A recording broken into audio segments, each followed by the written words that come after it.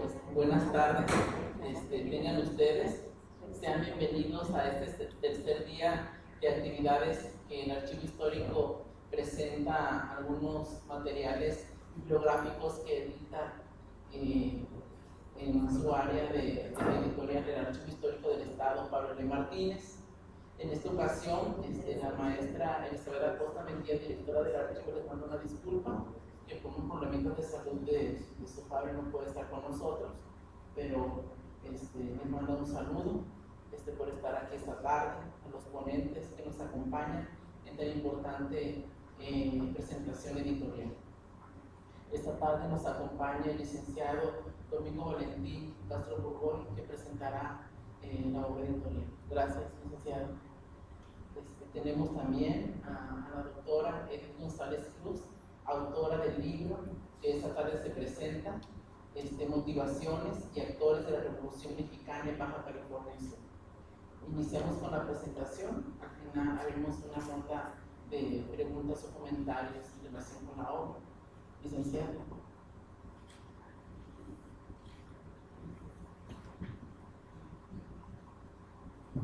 Bueno, buenas tardes.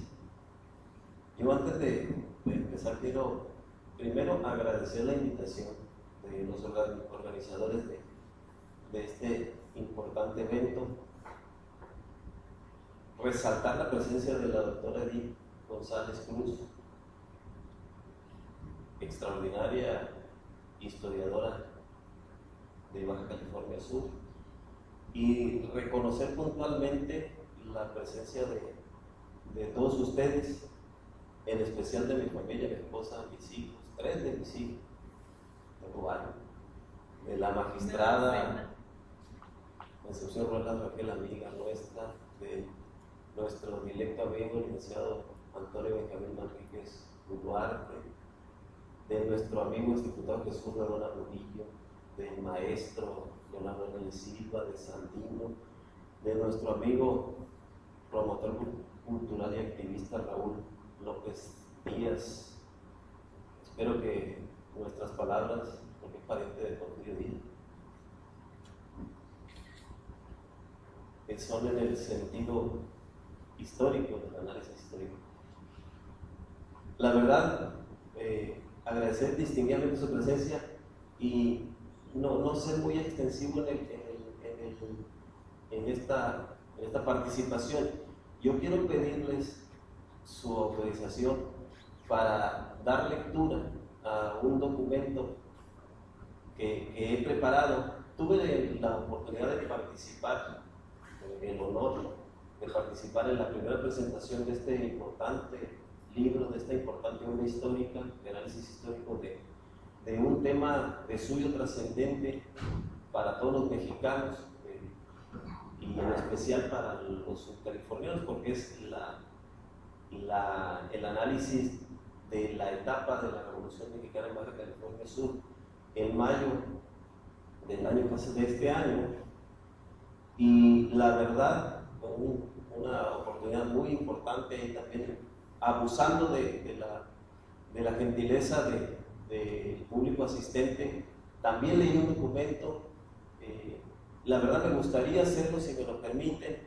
Igual pudiera también dar algunas expresiones de manera improvisada, pero en este caso, en estos asuntos de presentación de libros, a mí no me gusta dejar a la memoria o a lo que se me esté ocurriendo respecto al libro, por respeto en este caso a la autora y también por respeto a todos ustedes. Entonces, si me permiten, de veras les abusaré de su tiempo, unos minutos, espero que no sean muchos, pero sí por virtud a cómo yo creo que a todos, porque no es un asunto privativo de un servidor, a quienes nos interesa la historia, y evidentemente en este caso es historia política del Estado, también nos atrae mucho la atención y nos llama a la reflexión.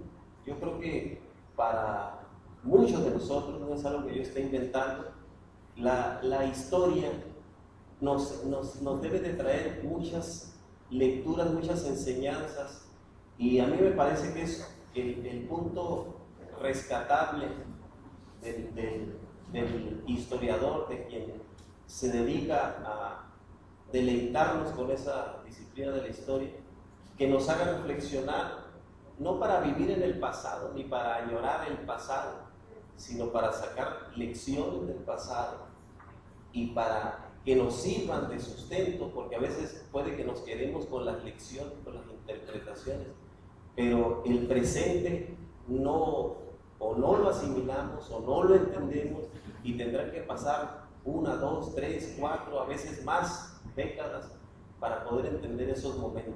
Yo creo que la circunstancia de la rapidez, de la complejidad que nos ha tocado vivir a nosotros en este mundo, yo creo que ya no permite, no nos es permisible que nos tardemos tanto tiempo, primero, en documentar nuestro pasado y segundo, en sacar esas lecciones, porque muchas de las veces nos vamos a encontrar en que lo que hubiéramos querido entender e interpretar para cambiar o para preservar, ya no tenemos el tiempo.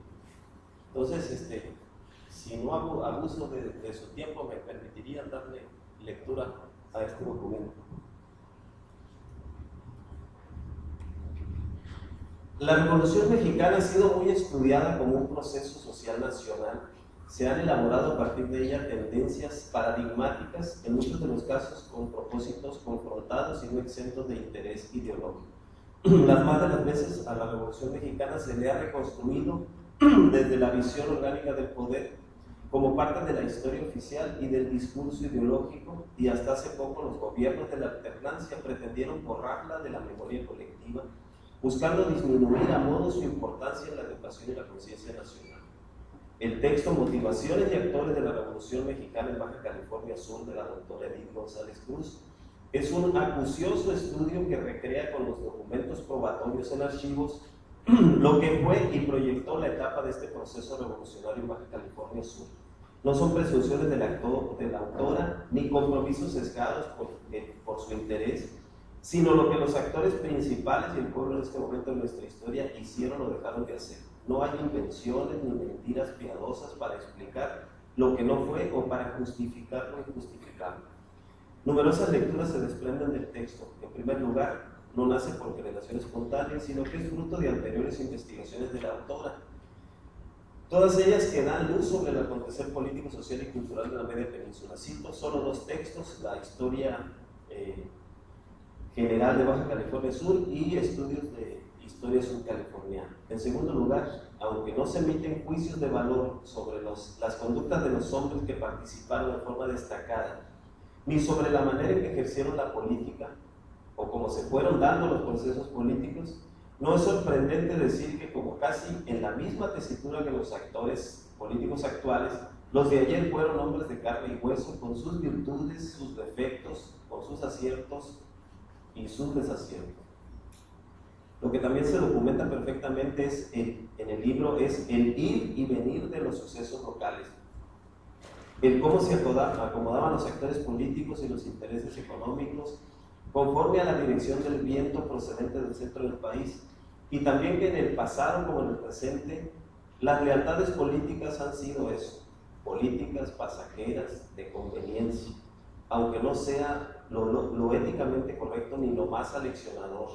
Pero parece que la realpolitik no tiene otro derrotero. Los hechos le siguen dando la razón a Nicolás Maquiavelo. Algo también importante, como sucede ahora, quizás con más apertura: las élites locales vinculadas con las nacionales y sus intereses fueron confrontados por las necesidades del pueblo llano, a cuyo lado se pusieron uno que otro paladín local. Fue el caso de mineros en Santa Rosalía, de pescadores y perreros de La Paz, quienes se opusieron a las formas de explotación humana y de nuestros recursos naturales efectuados por extranjeros con la complacencia de la dictadura porfirista. Ahí está la referencia de las luchas que dieron habitantes de Mulegé contra el despojo de sus tierras por parte de El Boleo, Abelardo Mendoza y pobladores del Triunfo contra la compañía minera El Progreso, pescadores, pequeños y medianos empresarios y trabajadores en La Paz contra los abusos perpetrados por la compañía inglesa La Mangara, dedicada a la explotación de perlas, entre los asuntos más sonados. Cuando en el libro leemos del asedio que los subcalifornianos y nuestros recursos naturales hemos sufrido, nos percatamos que por desgracia esto no es nada nuevo. El clímax de la entrega del territorio a los intereses extranjeros que el gobierno porfirista hizo se parece en mucho a las concesiones que gobiernos después de la revolución han venido otorgando en aras de la globalización y el desarrollo nacional. Para quienes aún creemos en la soberanía territorial, en el Estado social de derecho, en la identidad cultural que nos une y en los deberes éticos y jurídicos, en los derechos subjetivos y la obligación del Estado mexicano para preservarlos, la lectura del texto no nos desalienta, pero sí nos dice que esta es una lucha permanente de largo plazo e inacabable.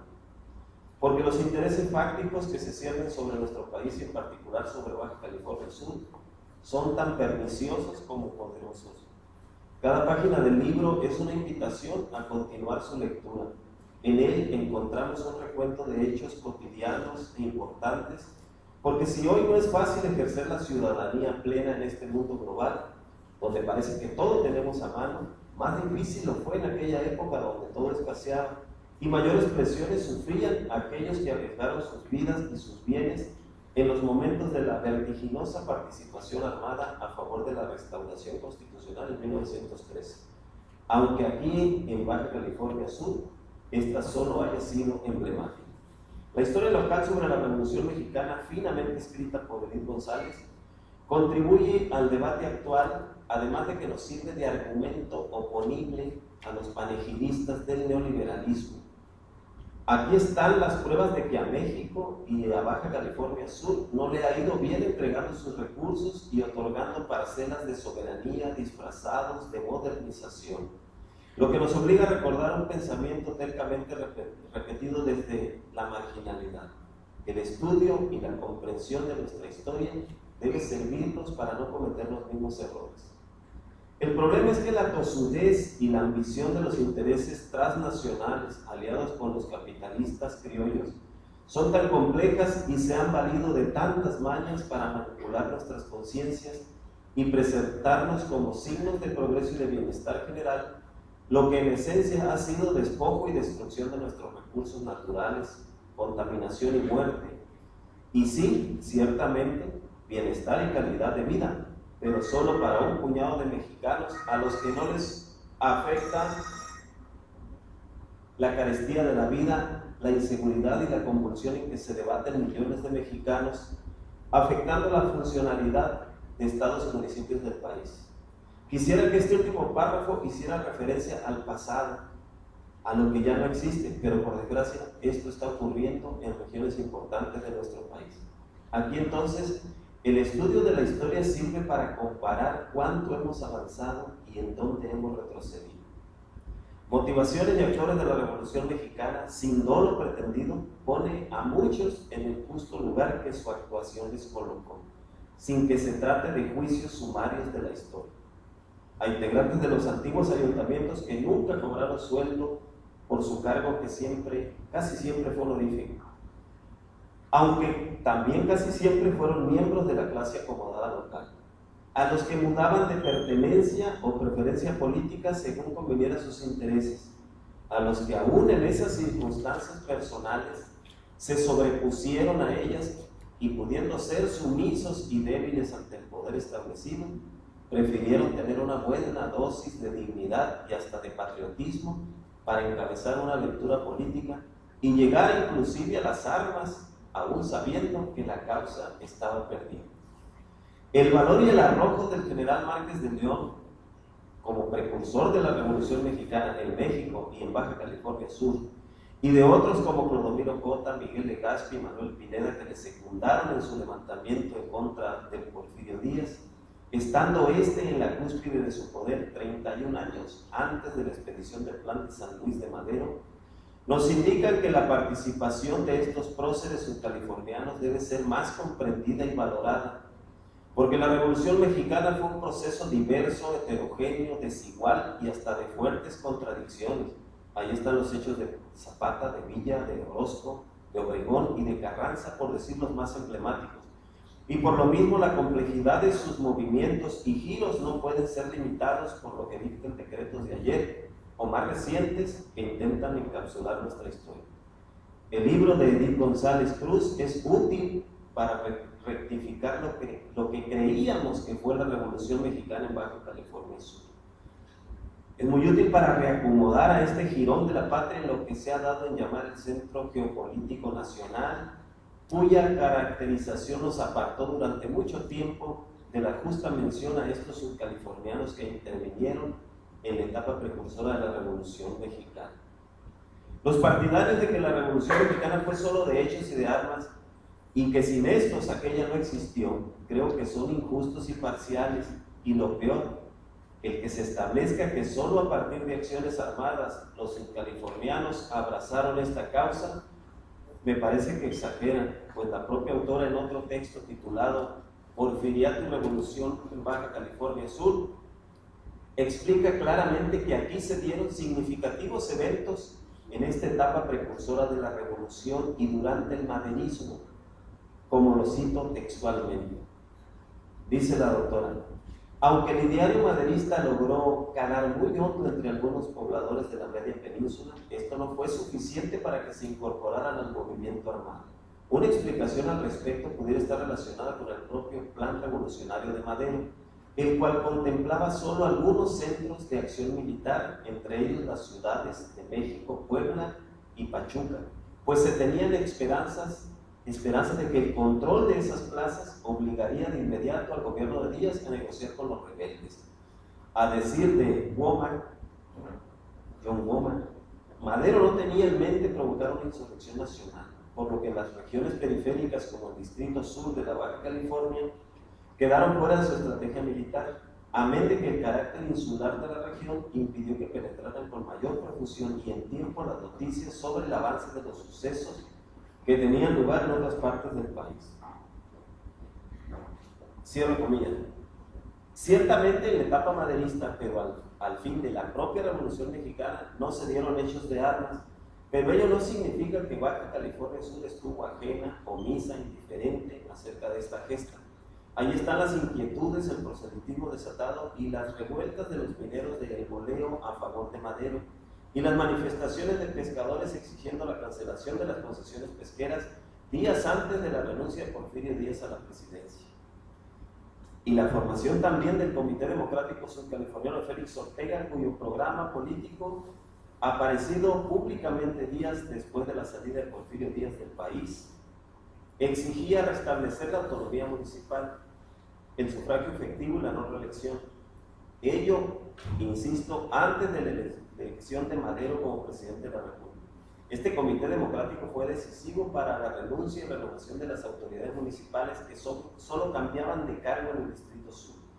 Me parece que queda claro que los adeptos al movimiento revolucionario en Baja California Sur surgen en junio de 1911 y no después del asesinato de Madero ocurrido en febrero de 1913.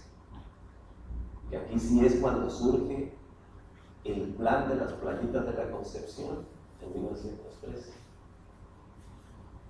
Luego entonces no existe precisión histórica cuando se ha decretado que el inicio de la Revolución Mexicana en Baja California Sur ocurrió en 1913 y que comenzó con el plan de las playitas. Afirmarlo, me parece, significa desconocer toda una participación anterior y nos hace caer en un error histórico. Más bien, y ello es muy correcto, hace un siglo que mediante un movimiento armado, el encabezado por Félix Ortega Aguilar, los subcalifornianos nos sumamos a la revolución constitucionalista, lo que reviste una gran importancia. En el libro que comentamos se reseñan los encuentros y desencuentros y la forma en que el movimiento orteguista selló su destino político al lado de Villa y que le enfrentó al carrancismo, a la postre, el ala triunfante, lo que hizo efímera la experiencia de gobierno de Félix Ortega por la confabulación de sus opositores que reaccionaron y lograron su destierro del Distrito Sur.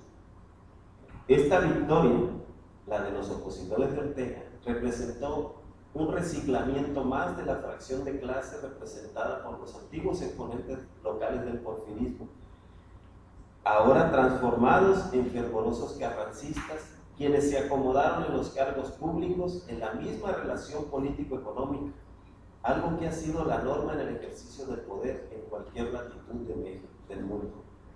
la prevalencia de los intereses de los dueños del poder y del dinero. Desde luego hay mucho más que decir y que destacar y que reflexionar de este texto, que recrea puntualmente el ambiente político y social y la intervención de los protagonistas de hechos que tienen un sitio muy bien ganado, como este libro y su autora, en la historia subcaliforniana. Aunque este es un evento cultural y más académico, obliga a vincular este pasado con el presente, porque si no es así, a mi juicio, la historia se palpa con la frialdad de una cronología de sucesos. Y no se trataba en este caso personal de abusar de la tribuna o del micrófono ante ustedes, o de incurrir en un debate ideológico, que tampoco es el caso. Pero el silencio tampoco ayuda, y en la democracia las voces divergentes son más que una escenografía necesarias. Nuestra historia, la nacional y la local, vista así con compromiso, fortalece el pensar y el actuar al lado del México profundo, de un México fuerte, de una sociedad y de un gobierno que le representen con excelsitud, que le defiendan con dignidad, que enarbolen un proyecto soberano, que salvaguarden el interés general de los mexicanos y no los de unos cuantos, por más exclusivos que se crean, porque todos tenemos derecho a vivir bien, a ser felices con nuestro propio esfuerzo y también con el apoyo subsidiario o solidario del Estado. Para concluir, expreso nuevamente mis sinceras felicitaciones a la doctora Edith González Cruz por esta obra documental y monumental relativa a la Revolución Mexicana en Baja California Sur.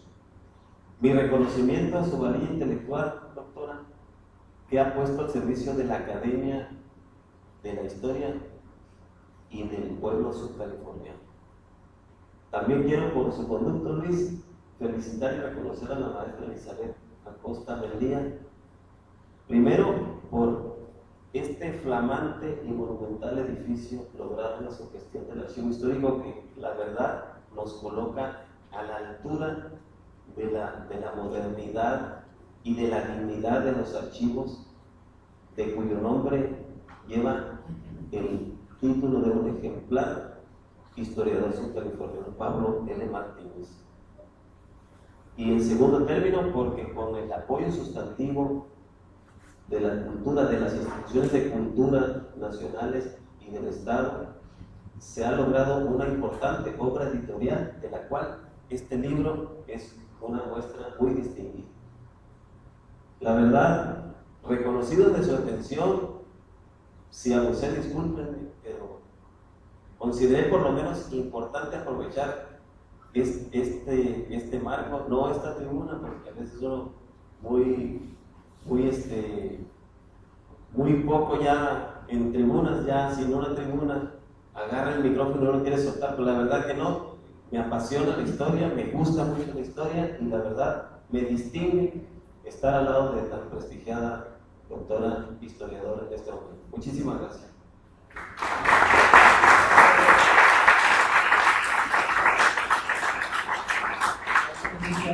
Claro que sí, vamos a hacer llegar estas palabras a la maestra Elizabeth Acosta Mendía.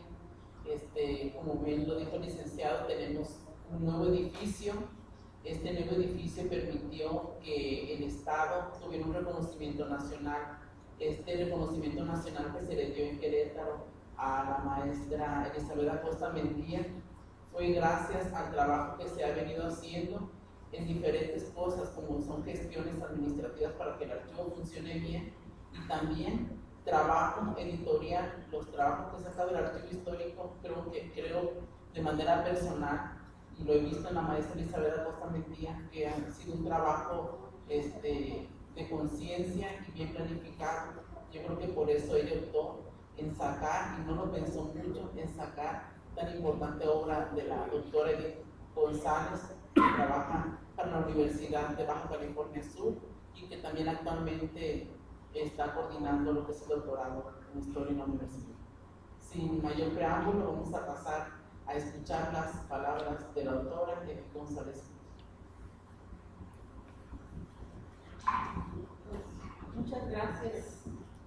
agradecerles la presencia a todos y bueno, en primer lugar también agradecerle a la maestra Isabela Bustamantía por confiar en mí al aceptar publicar este trabajo que hoy presentamos, ¿verdad?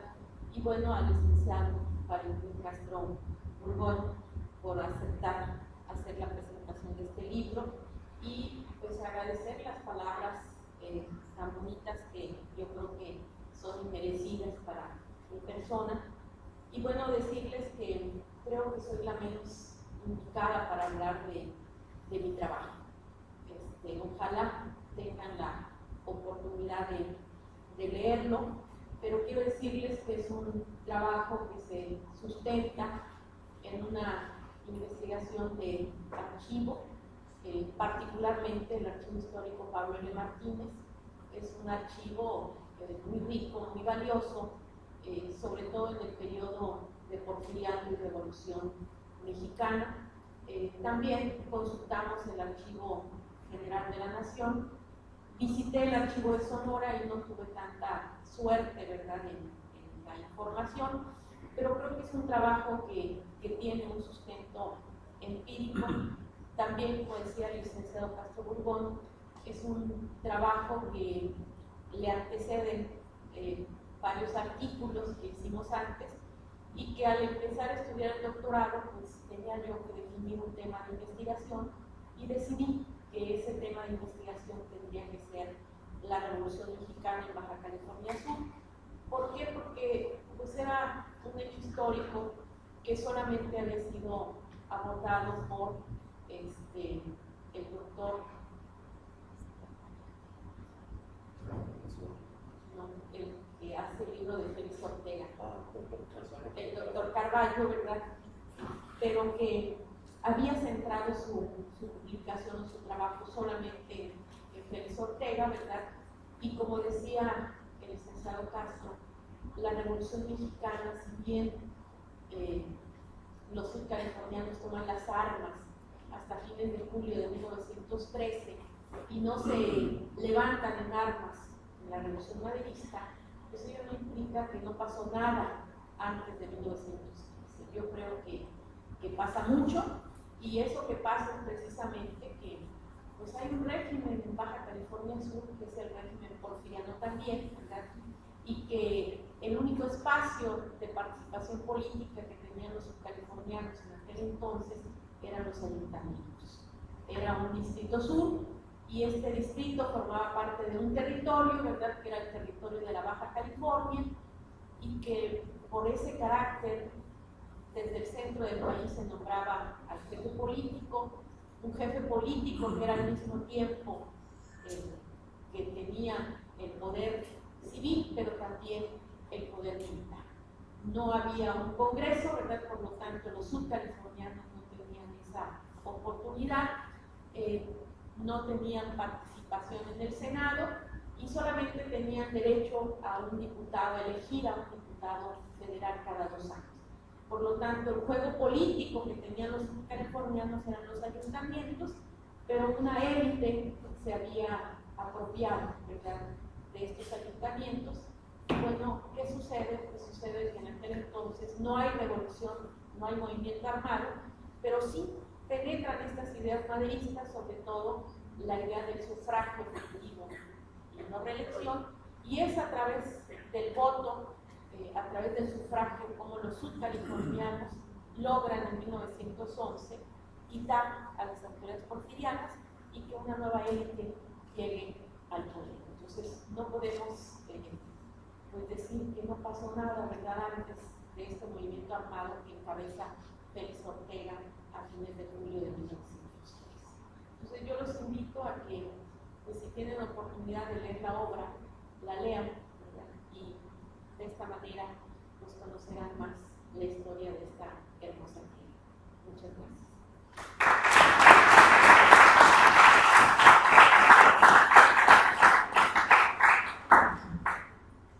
Gracias, maestra, por su presentación.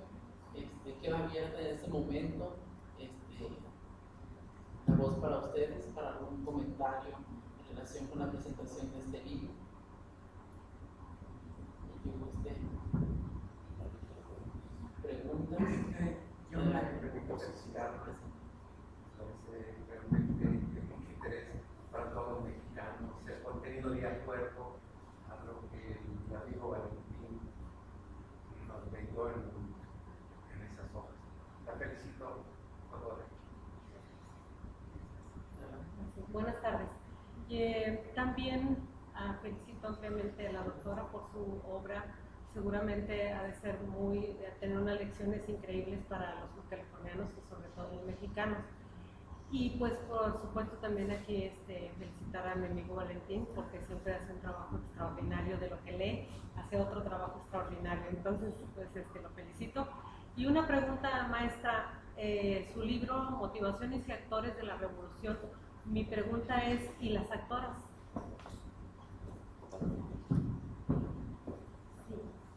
Yo creo que a lo largo de la obra también vemos la participación de las mujeres, de manera muy escasa todavía. ¿Por qué? Porque en aquel entonces las mujeres no eran ciudadanas todavía, ¿verdad? Pero hay, y cuando digo no eran ciudadanas, me refiero a que no tenían derecho al voto en aquel entonces.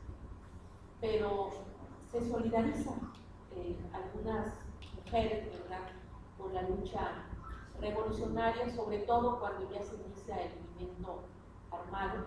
Encontramos a mujeres como Eusebia Castillo, ¿verdad?, que es una mujer todosanteña, que es la que proporcionaba armas a los revolucionarios desde La Paz a Todos Santos, ¿verdad?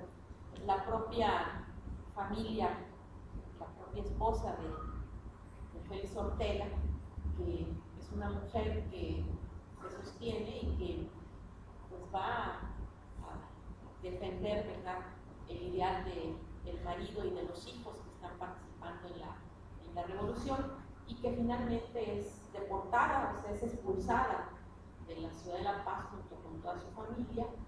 Varias mujeres todosanteñas, varias mujeres triunfeñas, varias mujeres antoninas, ¿verdad?, que sus maridos son encarcelados porque participaron en la revolución, y son mujeres que están demandando a las autoridades pues que liberen a los maridos, a los esposos, porque pues, los hijos están enfermos, hay que mantener a los hijos, ¿verdad? Entonces hay mujeres que sí participan, que si bien no son tan protagónicas, pero ahí están. Yo creo que el libro también da cuenta de ello, aunque no específicamente abrimos un apartado de las mujeres. Yo creo que está pendiente esa historia de las mujeres en la Revolución Mexicana en Baja California Sur, que seguramente no será una obra tan extensa, pero yo creo que sí valdría la pena trabajar el papel de la mujer en la Revolución Mexicana, que bien, pues de alguna manera se empieza a dibujar en esta obra. Gracias. Yo tengo una pregunta. Primeramente felicitar a la doctora González, también a usted, por estar en esta mesa, volver a representar este libro y convocarlo, ¿no?, en una necesidad para la sociedad en general. Algo que me quedó muy en mente de lo que dijo el señor Furtón fue de que más allá de la importancia de esta obra es un lineamiento, ¿no?, del pasado, del presente y lo que nos deja, ¿no?, como futuro. Y en eso me hizo pensar para usted, la que hizo el trabajo y hizo la investigación, cómo enlazaría investigar la revolución, en este caso la revolución en el Distrito Sur, para a usted qué significado tiene en este presente y en un futuro. ¿Para qué investigar? Gracias. Yo creo que uno no puede entender nuestro presente si no mira hacia ese pasado. O sea, el pasado obviamente ya no existe. Lo que existen son las fuentes, son las huellas de ese pasado, ¿verdad? Y a través de esas huellas podemos entender el presente. El que no conozca su pasado no puede explicarse este presente y por lo tanto no puede atisbar el futuro. Yo creo que ese es el papel de la historia o la función, la utilidad de la historia.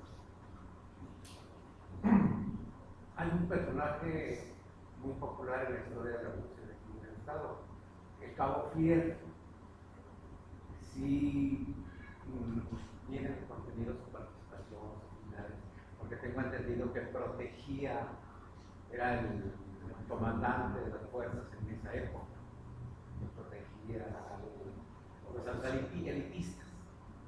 Sí, viene incluso al Cabo Fierro se le acusa, en 1911 se descubre en Sonora que está simpatizando con las fuerzas revolucionarias, que simpatiza con el maderismo, ¿verdad? Se le acusa desde Sonora, y eso va a llevar a que en 1911 se está celebrando el carnaval en la ciudad de La Paz, ¿verdad? Y tenga que suspenderse el carnaval porque empieza. Antes se pensaba que solamente en Santa Rosalía era donde había agitación, donde había simpatías a favor del maderismo. Sin embargo, también se va a encontrar que hay simpatías en La Paz, y uno de esos que simpatiza es precisamente el Cabo Fierro, aunque después el Cabo Fierro cambia, ¿verdad? Y entonces el Cabo Fierro se va hacia las fuerzas federales, ¿verdad? Y es el que va a luchar contra las fuerzas porteñistas y finalmente es asesinado en un combate, pero sí aparece. Maestra, yo quiero. Perdón. No, adelante, va a la voz. Gracias.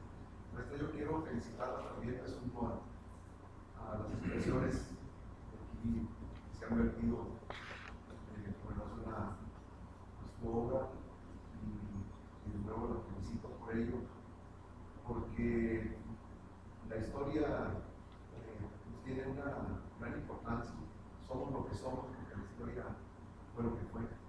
Indiscutiblemente no podría entenderse el presente, nuestros días, nuestro contexto actual, pues si no fuéramos a las fuentes originales de la historia, y sobre todo de revalorar o revalorizar la historia regional, porque se habla de Revolución Mexicana como un fenómeno general, pero sin duda alguna frente a los actores centrales de la Revolución Mexicana, pues tenemos también, como en este caso por el California Sur, una revolución que se da con las particularidades de nuestra realidad geográfica, social y de ese entonces. Entonces, yo creo que esto fortalece nuestra identidad y nos proyecta hacia construir un futuro político en el Estado donde los niveles de participación política sean cada vez más convenientes al pueblo, a la sociedad, con contenido ético, con respeto a la fuerza que debe nacer de la sociedad misma, del pueblo mismo. Pues por eso yo la felicito, de veras, felicito al archivo histórico y a la excelente presentación del maestro Gracias, licenciado. Y en efecto, creo que esa es la virtud de la historia regional.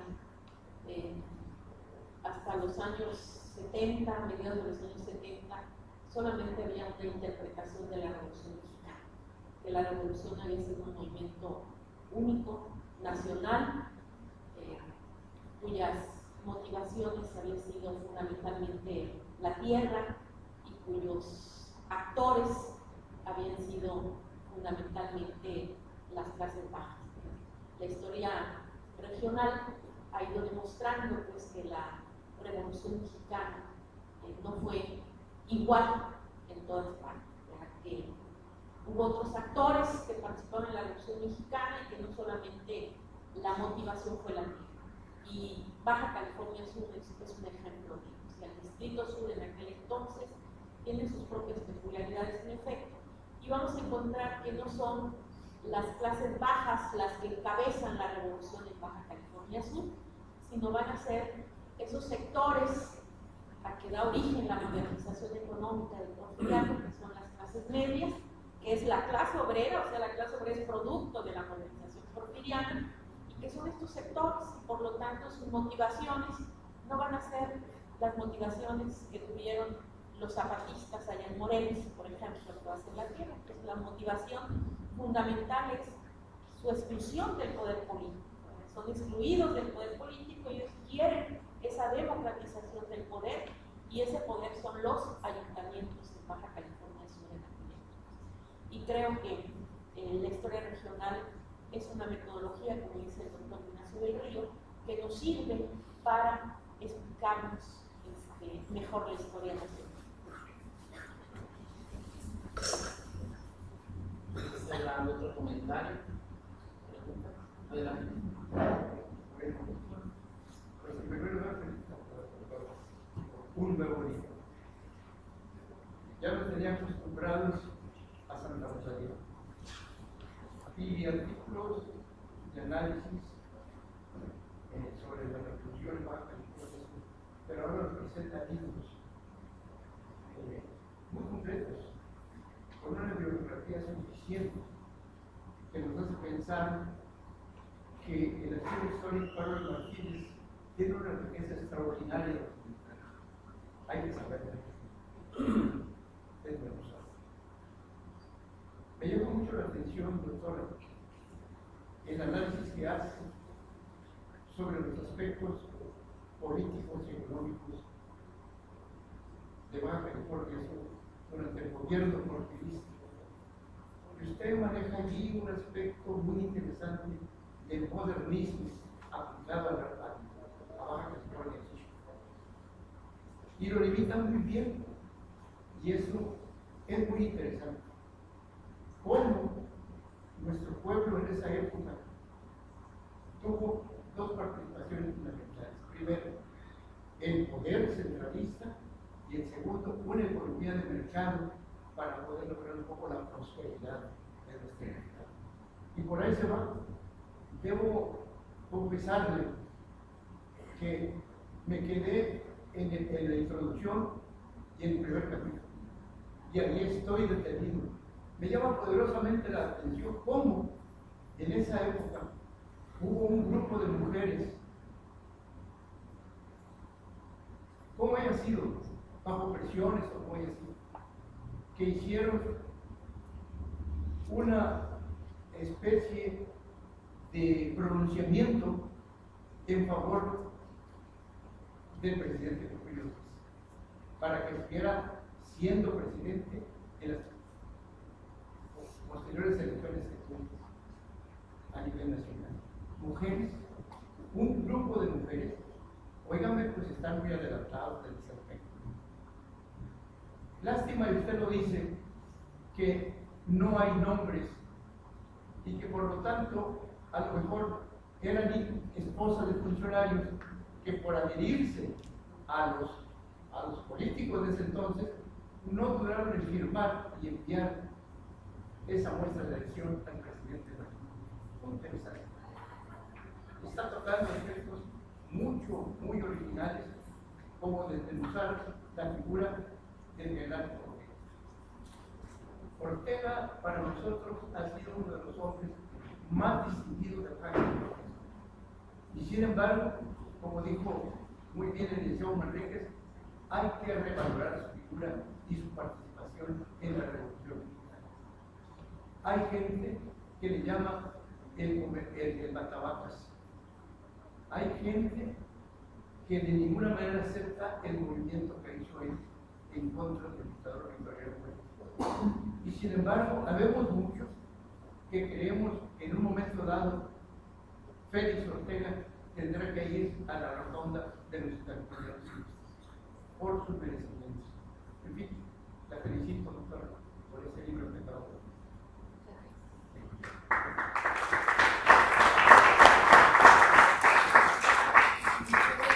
agradezco a usted que como director del Archivo Histórico Pablo L. Martínez me permitió fotocopiar todos los documentos de la Revolución Mexicana, pues que hoy están plasmados en su trabajo.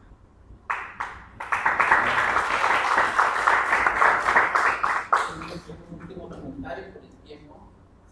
Sí, rápido. Y es simple, es una pregunta directa. Mencionaba Marcos y González que la región es una variable a demostrar un trabajo de índole regional. Mi pregunta sería, para usted, si descubrió esa región o si está dividida en lo que es pues, Santa Rosalía y La Paz.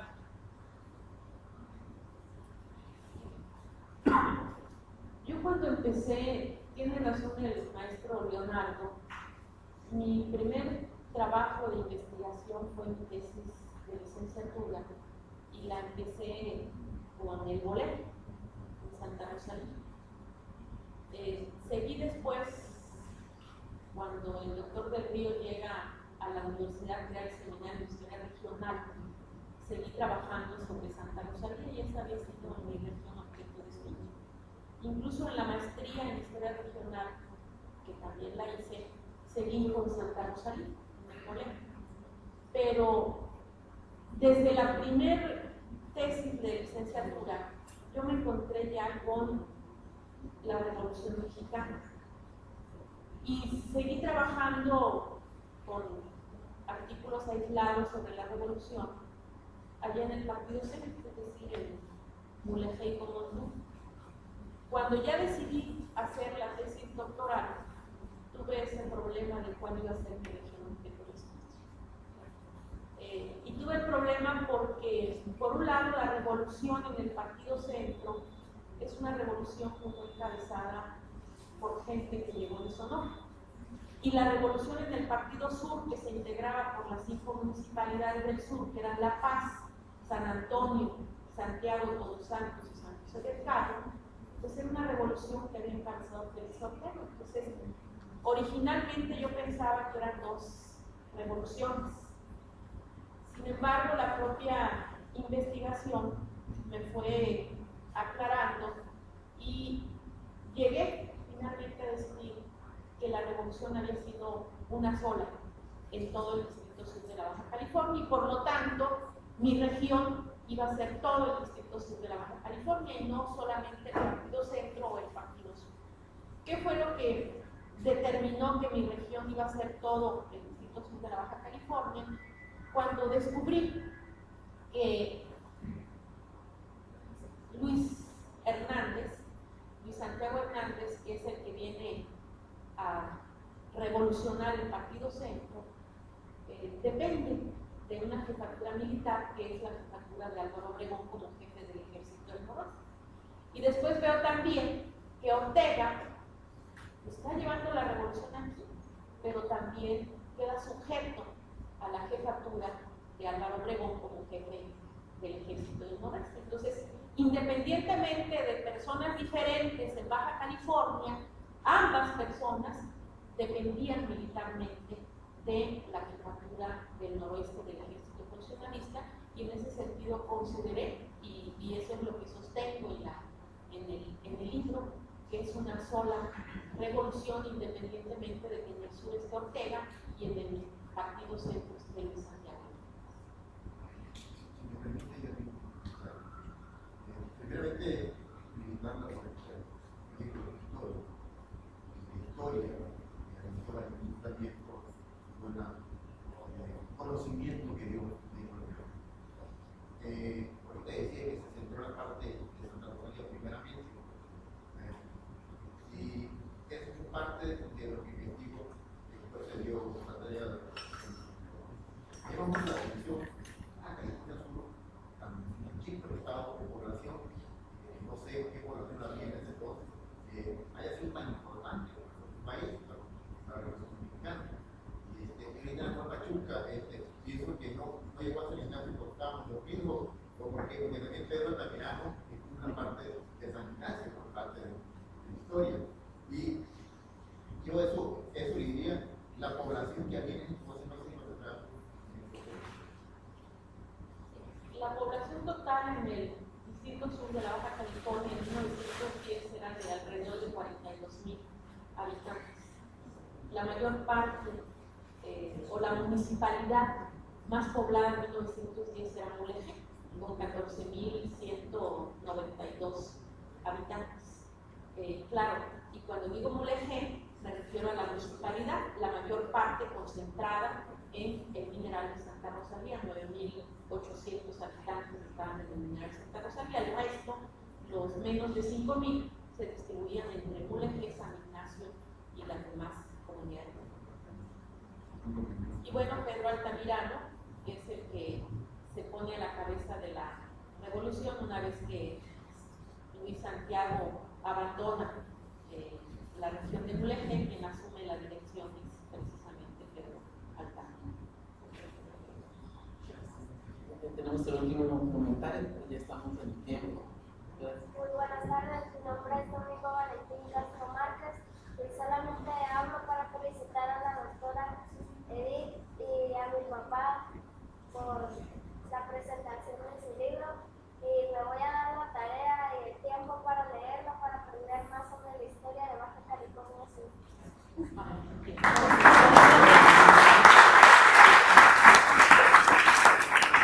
Muchísimas gracias, ¿verdad? Pues es la idea de esta editorial, ¿no? Una invitación para que la sociedad lea y sepa sobre la Revolución Mexicana, no a nivel nacional, sino que también sepa la Revolución Mexicana en Baja California Sur. Una invitación también para que conozcan nuestro archivo histórico con las fuentes que aquí se citan.